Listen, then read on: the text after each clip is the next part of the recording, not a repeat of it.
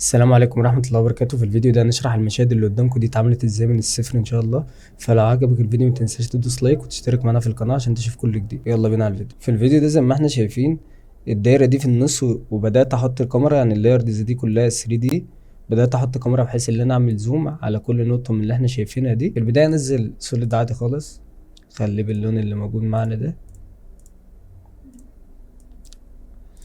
كده. مثلا هبدأ ان انا احط على السوليد ده لاير اوفرلاي، فهنزله كده ونخلي دي ملتبلاي ونصغر حجمها شوية كده. نبدأ ان احنا نخفف الاوبست بتاعها شوية، نخليه مثلا 70 او مثلا 85. نيجي على دي نحط فينيت بحيث نغمق التراب بس شوية. عادي تقدر تتحكم هنا من الافكت يعني بمدى تأثيره عادي. من هنا كده من اماونت تقدر يعني تقلله شوية، تزوده، تسيبه زي ما هو براحتك يعني. والانجل برضو بتاعته دي الزاوية اللي انت عايز تغمق بيها يعني بالظبط. هنبدأ نضيف دايرة كده في النص، كنترول شيفت عشان تبقى مظبوطة معانا، ونقلم في النص كده.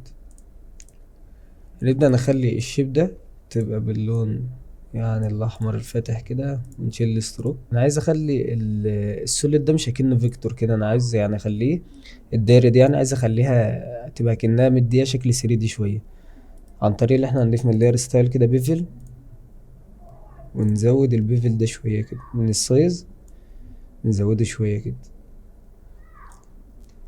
لو انت مش عاوز الشادو ده يبقى عالي أوي كده، ممكن تنزل من هنا كده من شادو وبس هنا تخليها مثلا 50 بحيث تقلل الشادو ده شوية. خلينا نجيب كمان مع البيفل انر شادو. ليه مش انر جلو؟ عشان انا مش عاوز اضيف الجلو على كل الاطراف، انا عايز بس اضيفه على يعني فوق بس عشان ده جاي من فوق. فانر شادو كده.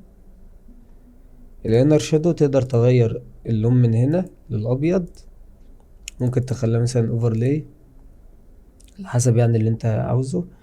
وتجيب الديستنس من هنا، البعد اللي انت عاوز الاضاءة توصل له، والسكيل. لو لاحظنا هنا اصلا عشان اوفرلاي ما ظهرش حاجه. طب لو مثلا سكرين ظهر معانا اهو، بس انا مش عايزها طبعا كل البعد ده، انا عايزها مثلا على الطرف كده بس. تمام. هبدا انزل يعني اعمل الستروك اللي هو اللي هعمل عليه النقط اللي مكتوب عليها الكلام. معانا ملف هنا انا جايبه من الاستريتور، عامله على الاستريتور، يعني عباره عن ستروك بس. اي ستروك بحب اكونها على الاستريتور. لو انت كونت مثلا ملف على الاستريتور يعني بتتحكم فيه ازاي، بتحوله اصلا اكنه شكل ازاي على افتر افكت. هننسخ بس الملف من هنا اللي انا عملته. دي لاير استريتور عادية جدا، عشان نحافظ على الجودة بتاعتها بتفعل الخيار ده. بعد كده هتعمل كليك يمين هنا كده برضو، وكريت كريت شيبس فروم فيكتور. دي بتحول الشكل الفيكتور اللي معاك ده لشكل اكنك عادي زي الدايره اللي معانا دي كده. فايدتها انك لو عاوز مثلا تغير لون الاستروك اللي معانا ده، انا عايز اغيره للابيض، فباجي عادي جدا من التولز هنا واغير الفل دي للابيض كده. بس نبدأ ننزل الشيبات بقى اللي هي اللي على كل نقطة. كنترول شيفت اول شكل كده، هتيجي على اول شكل ده هتاخد منه اللاير ستايل، كنترول سي كده، وتيجي على ده كنترول في، يعني نطبق اللاير ستايل عليها. بس اللي لاحظت هنا اللي بقى شكله عامل كده عشان البيفل عالي شوية، فتبدأ تقلل البيفل شوية على الشيب ده، خليه مثلا كده. ونفس الكلام نيجي على الانر شادو برضو نقلله شوية ديستنس بس. نديله ستروك صغير كده يعني 2 مثلا وبس. تبدأ تنسخ بقى دي على الخمس نقط اللي احنا عاملينهم. بس هنبدأ بقى دلوقتي اللي احنا نحول كل اللايرز اللي احنا عملناها دي ل 3D. كل ده 3D ما عدا طبعا الخلفية والشادو اوفرلاي عادي جدا. بس لو انت لاحظت ايه اللي حصل لما انا حولت كل ده 3D، كل اللايرز ستايل اتشالت من على ده. ليه؟ لان اللاير ستايل بيتشال من على اللاير لما بحولها 3D. طب هتعمل ايه؟ كل لاير انت حطيت على لاير ستايل حولها لبري كومبوز عادي جدا. يعني ده مثلا اول واحد مثلا اهو، شيب واحد بس بري كومبوز كده. ايه اللي حصل كده لما حولها 3D؟ ما يحصلش حاجه، ما شالش حاجه من دلوقتي. هنبدا نحول اللايرز اللي قدامنا دي ل 3D. هتعمل كده 3D هنا 3D هنا بس. كل اللايرز مظبوطه كده. هنبدا نضيف بقى كاميرا والنال اوبجكت. كاميرا هنا والنال اوبجكت. لو حد سأل احنا ليه بنضيف نال اوبجكت بعد الكاميرا، ان الاوبجكت هي اللي تتحكم في تحريك الكاميرا. طب ليه ما نتحكمش بالكاميرا على طول؟ الكاميرا ما فيهاش انكور بوينت اصلا، يعني لو قعدت تتحكم فيها هتحرك عادي، بس هتلاقي الامر اصعب بكتير من انك تحرك بالنال اوبجكت يعني. فاربطها بالنال اوبجكت كده. وهنبدأ احنا عايزين نعمل ايه هنا؟ عايزين طبعا البوزيشن، كل حاجة هتتحكم فيها هنا البوزيشن يعتبر 100%. فهتيجي بالبوزيشن كده عشان بس نشوف الحركة قدامنا. مثلا عند 20 فريم هتزوم كده، ونجيب اللاير دي شمال شوية كده. اللي حصل هنا، اللي حصل عادي جدا اننا كل اللايرات اتعرفت ان ده 3D، فبدأت ان انا احرك عادي. مثلا ال20 فريم هنا، اول لما مثلا احرك ال20 فريم الخط هيبدأ يظهر هنا، اللي هو مثلا اول معلومة انت عايز تكتبها هنا. بعد كده هتبقيها مثلا 10 فريم، هتاخد الكي فريم ده كنترول سي وتعمله هنا. طب ليه؟ عشان لما اجي احرك يثبت هنا شوية عما الكلمة تتكتب. بعد كده ههاجم الفريم ده لحد برضو 20 فريم، هبدأ ارفع الكي فريم لفوق شوية، وليكن وحوده يمين شوية كده. فلو شفنا الحركة كده بعد كده كده، أكنك بتنتقل من مرحلة لمرحلة تانية. ولو عاوز تتحكم في الجراف اديتور اكتر، هتبدأ تمسك كل فريم كده.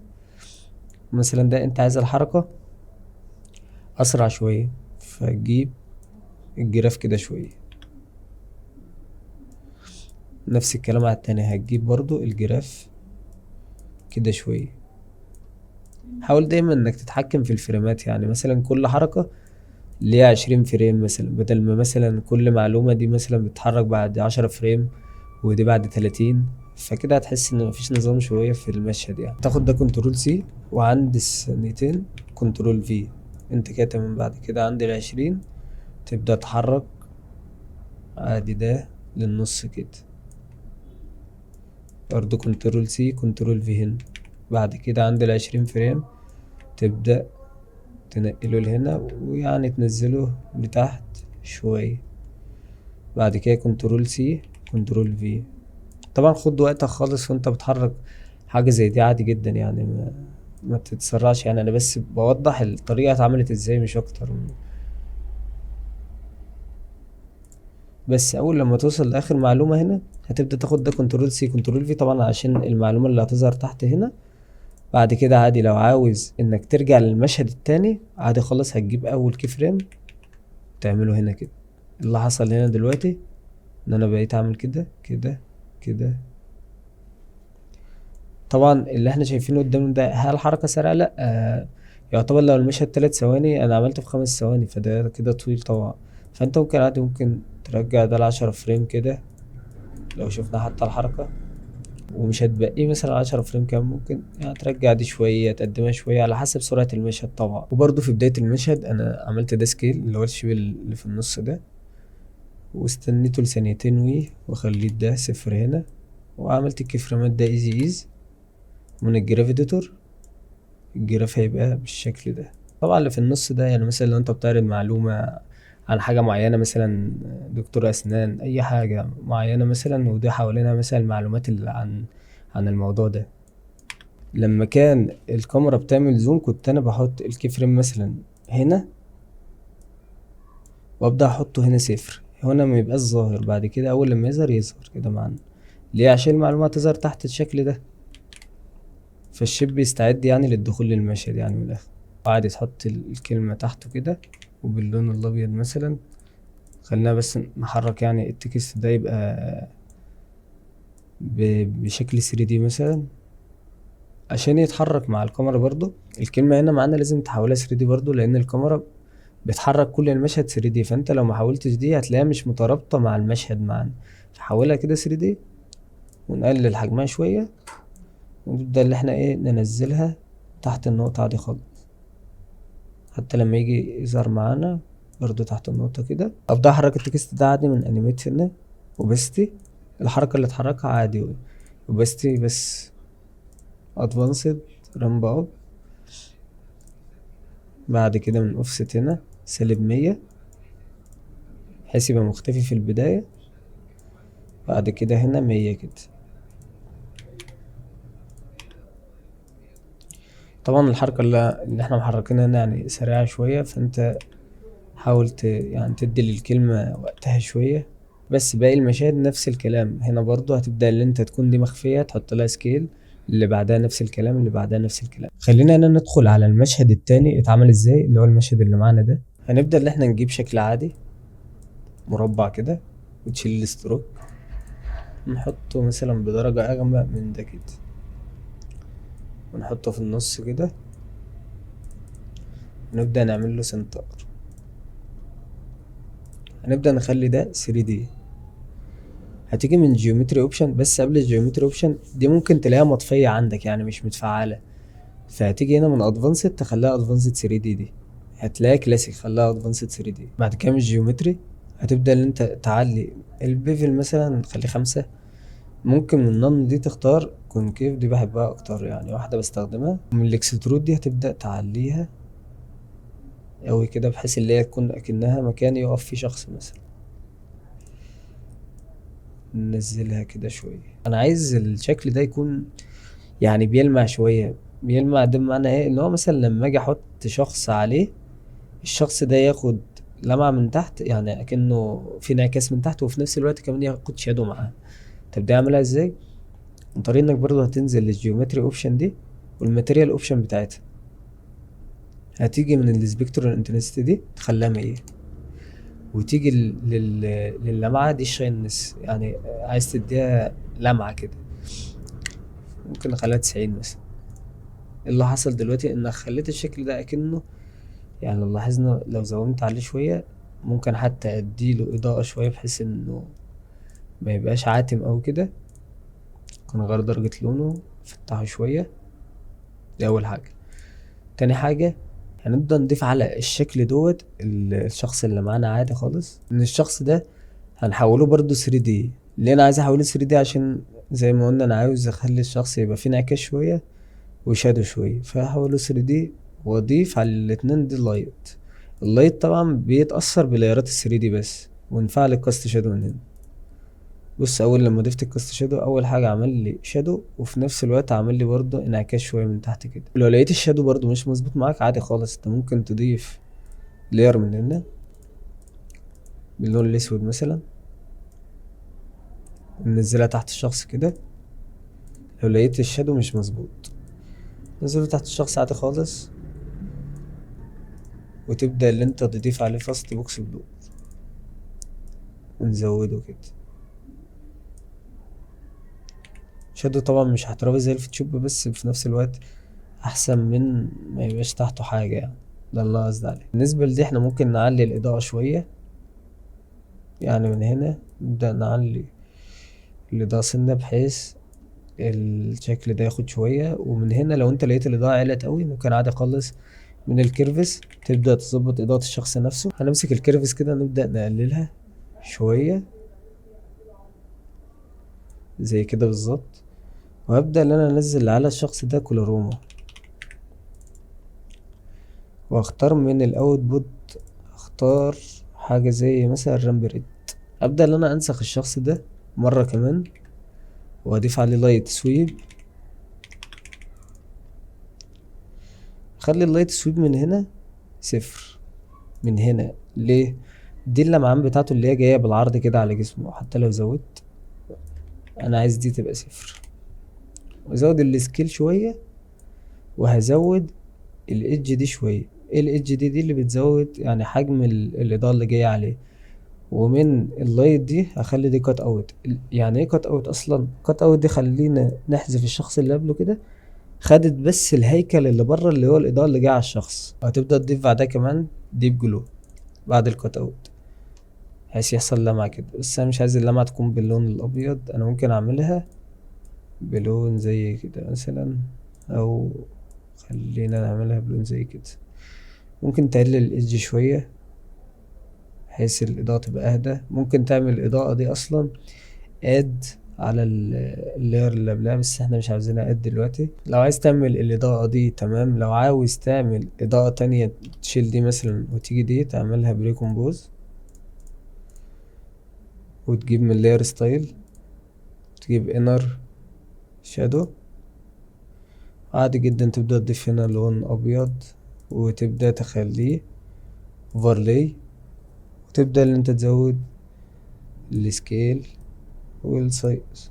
اللي حصل هنا انك ضفت اضاءة برضو يعني، بس مش لمعان طالع منه، اضاءة كده واقعية اكتر يعني على الشخص نفسه كأنها جايله من ورا كده، وعلى شعره برضو من هنا. دي حلاوة الانر شادو برضو بدل الانر جلو. الانر جلو لو انت عاوز تخلي شيء مثلا بيلمع او كده. نبدأ بالبين تول كده، ننزل ستروك برضو ورا الشخص. ده يعتبر اخر حاجة في المشهد بعيدا عن التكست دلوقتي. وزود تعدل الستروك كده، ورجعنا ورا اللايرز اللي معانا دي. ده الوبستي بتاعه شوية تخليه مثلا 20. هنبدأ نحرك دلوقتي عن طريق انك هتجيب الشكل ده الاول. خلينا ننزل الشكل لوحده، حتى الشكلين دول والخلفية. تبدأ تظهر الشكل ده 3D كده، يبقى بوزيشن وروتيشن. تيجي عند مثلا الثانية بوزيشن كده، وروتيشن مثلا 360 درجة. ايز وعادي من انكر بوينت، ممكن قصدي الجراف اديتور ممكن تخليه بالشكل ده، وممكن تجيب الروتيشن يجي بعدهم كده. تمام. لو عايزه يعني تحركة سينمائية اكتر، ممكن تخليه ابعد شوية كده، وتجيب الشخص اللي بعده اللي هو اللي معانا ده من بوزيشن برضه نفس الكلام، هتبدأ تخليه يجي هنا ويطلع لفوق كده، ونفعل موشن بلور على اللي معانا كده. وهتيجي على الشكل اللي ورا ده من اد ترم بس، تخلي دي 0 وتخلي الاند 100 هنا.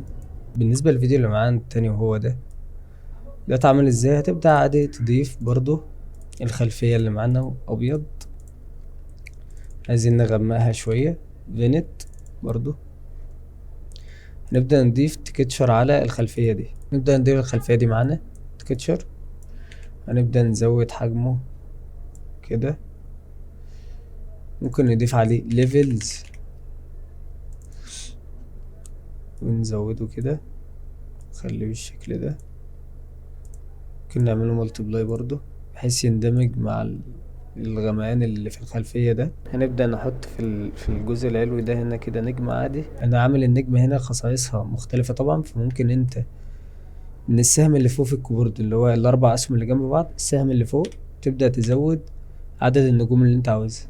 لو قلنا مثلا انا عايز تبقى نجمة عادية 5، من الخصائص بتاعتها بقى انت بتبدأ ان انت مش عاوز النجمة تبقى بالشكل ده، شيل الستروك. من الاعدادات هتبدأ ان انت برضو لسه تعدل في النسب اللي معانا دي. الانر الاوتر ده هو اللي بيخليها دائرية، فتخليه 0 احسن، خليها يعني انا خليتها مدببة معايا.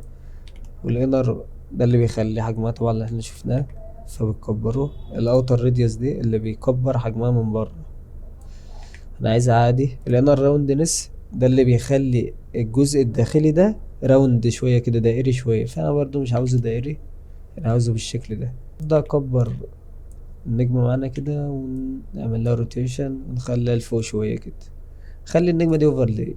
هرجع احط التلات اشخاص اللي كانوا في المشهد هنا. اول واحد على الشمال كده، تاني واحد في النص صغر حجمه شوية تخليه هنا كده، تالت واحد على اليمين كده. لو لاحظنا هنا هل دول مندمجين مع الخلفية؟ اكيد لا. فتبدأ تمسك مثلا الشخص ده تحط عليه افكت تنت. التنت ده بيخلي الشخص ابيض واسود والخلفية معانا ابيض واسود يعتبر. في ناس بتسألني برضو هو الصور دي بتيجي منين؟ في مواقع زي فريبك مثلا او انفاتو. هو طبعا انفاتو مش مجاني ابدا، فريبك في جزء مجاني وده الاضعف طبعا، وفي جزء بريميوم. بس لو انت عادي في البداية وكده ممكن عادي تستخدم المجاني، فيه برضو يعني حاجات كويسة جدا مفيش مشكلة. بس هتحتاج قدام في الشغل الاحترافي اكتر وكده تشترك في مواقع زي انفاتو او فريبك، لان ده مثلا زي انفاتو عليه ساوند افكت احترافية، آه، صور انت هتحتاجها جدا في شغلك او كده. لكن بالنسبة للفترة الحالية ممكن عادي تستخدم ياندكس مثلا في الصور. طبعا جودته مش احسن حاجة، بس ده اللي ممكن يساعدك حاليا. يعني صورة مثلا اللي انت لقيتها محتاجها قوي ممكن تجيبها من على جوجل مثلا وتعمل لها اب سكيل مثلا على الفوتوشوب، بتعلي جودتها على الفوتوشوب مثلا. تمام، هنبدأ ان احنا نيجي على الصورة دي كده. اي صورة انت بتحملها بتبقى تشبع اللون بتاعها مش احسن حاجة يعني، بتبقى الوانها مش مظبوطة. انت هتجيب بس الكيرفس كده وتبدأ ان انت تزود الكونتراست بتاعها ايه شوية كده.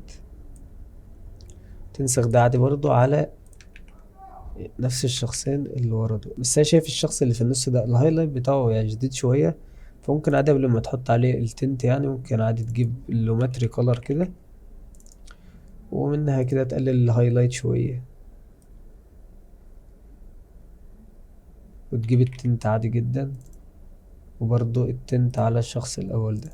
خليك برضو ملاحظ حاجة، لو انت حطيت التنت تحت كده والكيرفز فوق هتلاقي الكيرفز خلاص كده تأثيره يعني ما حصلش، يعني لازم تحطه بعد التنت عشان تأثيره يظهر معاك.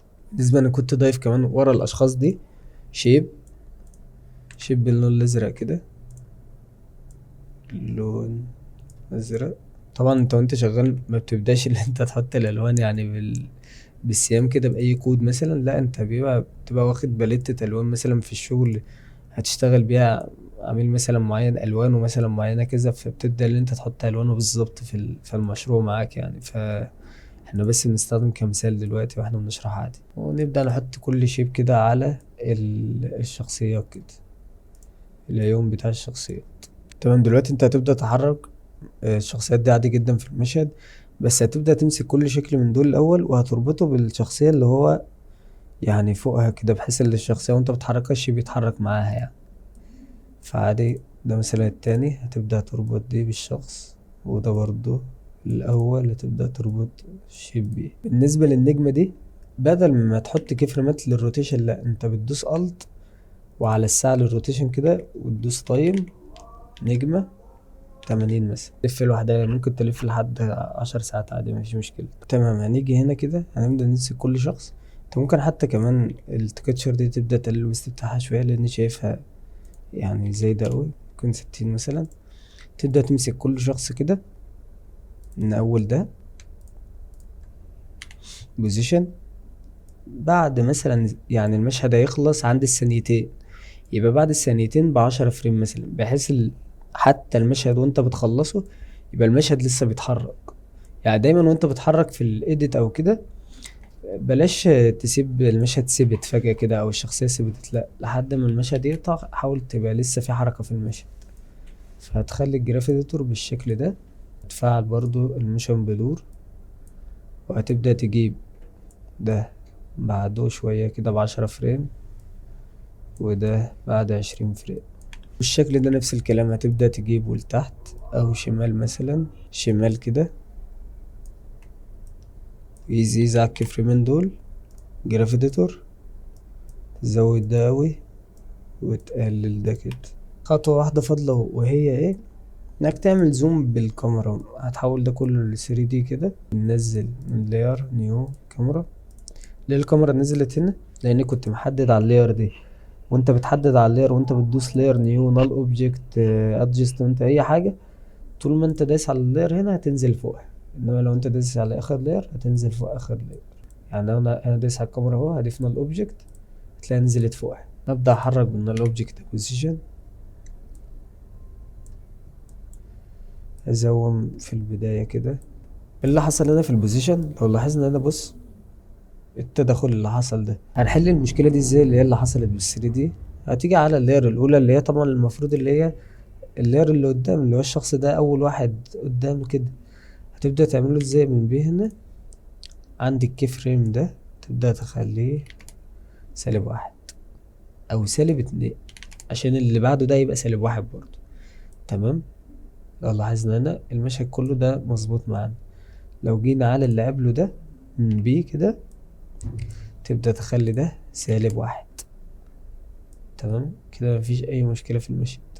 الشيب ده هتخلي البوزيشن بتاعه نفس الكلام، بس هتخليه بقى 1 لان انا عايزه طبعا يرجع ورا مش يطلع لقدام. هتيجي برضو على الشكل نفسه، الشكل يعني اللي هو ده اللي هو على الشخص ده اللي انت تخليه برضو -1، ونفس نفس كل شيب هتخليه كده -1 برضو الشيب ده تخليه -3 لان ده -2. بس لو لاحظنا هنا الشيبات كلها مظبوطة، مفيش تدخلات ولا اي حاجة. ودلوقتي يعتبر المشهد ده خلص معانا، هو التكست خلينا نسيبه يعني دلوقتي.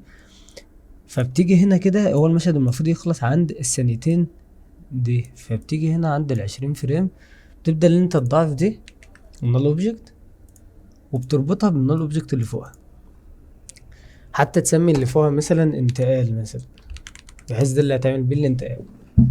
هتبدأ تشيل الكي فريم اللي مربوطة بيه دي وتبدأ تضيفها من اول بوزيشن، وتخليه هنا مثلا ينزل بالشكل ده كده،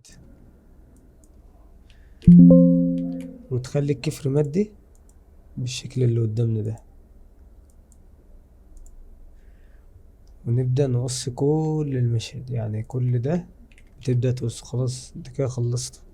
بالنسبة للمشهد التاني نفس الخطوات اللي انت عملتها في المشهد الاول عادي خالص. هتبدأ تضيف البيت اللي معانا ده كده، تبدأ تضيفه هنا، ننزله شوية، دايما ندي يعني مساحة للتكست اللي انت هتكتبه فوق، وبرضه بتنزل عليه كيرفس، وبرضه بتعلي الكونتراست بتاعها. بتبدأ برضه اللي انت تضيف عليها تنت، تمام. وهتبدأ برضه تضيف عليها شكل من ورا، وتخليها بنفس اللون اللي احنا كنا عاملين بيه هنا ده،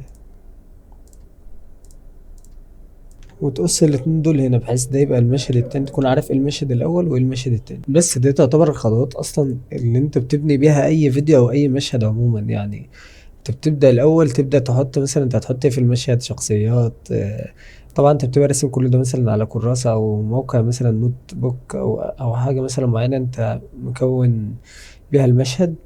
تبدأ ان انت تحط المشهد الاول، بعد كده تخش في مرحلة التحريك. حاجة مثلا زي دي الانتقال ده هو اللي بيربط لك المشهد. يعني الانتقال ده هو نزل لتحت كده، انت هتجيب بس المبنى اللي هنا ده وهتعمل له بوزيشن كده، يجي مثلا عند ال4 ثواني، وهتنزل ده لتحت ايزي وتخلي ده بالشكل ده كده. دلوقتي ده نزل وده طلع كده. وبس كده يعتبر احنا فهمنا ازاي الفيديوهين دول طريقتهم اتعملت. لو شايف نفسك انك استفدت حتى لو بمعلومة صغيرة، ما تنساش تدوس لايك وتشترك معنا في القناة عشان تشوف كل جديد. السلام عليكم ورحمة الله وبركاته.